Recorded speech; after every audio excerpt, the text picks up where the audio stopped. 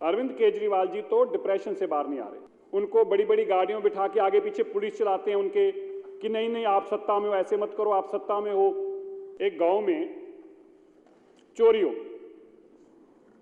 सारा गांव चोर ढूंढता फिरे, चोर ना मिले। जब चोरों ने चद्दर पकड़ रखी है तो नीचे से क्यों निकाले जा रहे हो फिर? विपक्ष इसीलिए सदन में उपस्थित नहीं है क्योंकि विपक्ष को केजरीवाल जी को ऊपर से फोन आ जाता है कि वो मेरे कच्चे चिट्ठे खोल रहे हैं और तुम सामने बैठ के सुन रहे हो। और क्योंकि 10 साल में इतना लूटा गया, अरविंद केजरीवाल जी तो डिप्रेशन से बाहर नहीं आ रहे। मेरे को आज उनके एक साथी ने बताया, बड़ी इंपॉर्टेंट है, मैं इससे पहले वो बात को बताना जरूर चाहता हूं। अध्यक्ष जी, मैं तो सुन के चकित रह गया जो आज बताई गई। कह रहे जी केजरीवाल जी इतना डिप्रेशन में चले गए हैं, उनको कभी तो पंजाब में लेके जाते हैं, उनको बड़ी बड़ी गाड़ियों में बिठा के आगे पीछे पुलिस चलाते हैं उनके कि नहीं नहीं आप सत्ता में हो, ऐसे मत करो, आप सत्ता में हो। कभी उनको सरकार के आज हेलीकॉप्टर में, जैसे स्कूल का बच्चा जब रोता था ना तो उसको खिलौना लाके देते थे, आज केजरीवाल जी को पंजाब सरकार के हेलीकॉप्टर में बिठा के लेके गए हैं कि नहीं नहीं आप ही हो सत्ता में, आप ऐसे मत करो, आप घबराओ मत। वो इतने डिप्रेशन में आ गए, इतने डिप्रेशन में आ रहे हैं, उस सदमे से बाहर नहीं निकल पा रहे।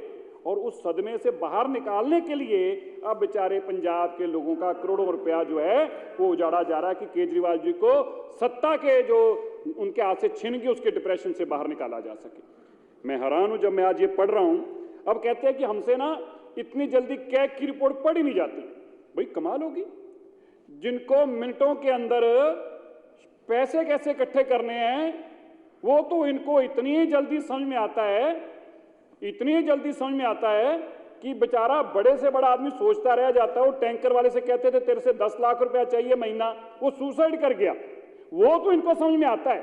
शराब के घोटाले में एक बोतल के साथ एक बोतल फ्री में कैसे बेचनी है वह भी इनको समझ में आता है, लेकिन कैग की रिपोर्ट इनसे पढ़ी नहीं जाती।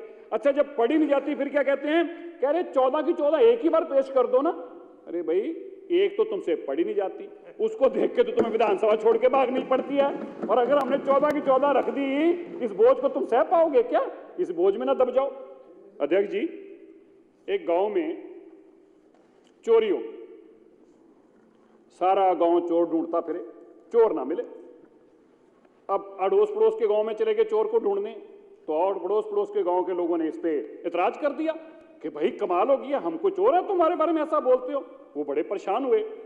वो एक संत महात्मा के पास चले गए, उसने उनको एक चद्दर दे दी। बोला एक काम करो, ये चद्दर ले लो और जिसने गांव में चोरी की है ना सारों को इस चद्दर के नीचे से निकालना शुरू कर दो।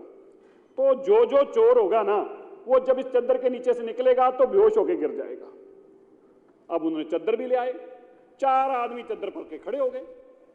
जब 4 खड़े हो गए, सारा ही गांव नीचे से निकल गया, कोई बेहोश ना होया। सारा गांव नीचे से निकल गया, कोई बेहोश ना होए। वो फिर परेशान हो गए, वो फिर गए वापस। उसने कहा दूसरे गांव के लोग भी निकाल के देख लो। दूसरे गांव वालों को कहा भाई देखो अब तो तुम्हें मानना पड़ेगा। अब तो बड़े बुद्धिजीवी ने कहा ये तो बात आपको माननी पड़ेगी अपनी गांव की इज्जत के लिए। तो उन्होंने कहा यार ये बात तो ठीक है, उन्होंने भी मता पका लिया, वो भी नीचे से निकल गए। बेहोश फिर कोई ना हो। वो फिर गए उसके पास। उसने कहा भी एक काम करो, ये चद्दर कौन कौन पकड़ के खड़े हैं?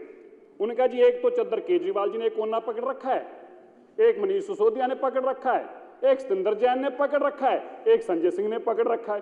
तो बोला जब चोरों ने चद्दर पकड़ रखी है तो नीचे से क्यों निकाले जा रहे हो फिर? ये वो लोग हैं, ये चोरों वाली चद्दर खुद पकड़ के खड़े हो जाते हैं पहले ही।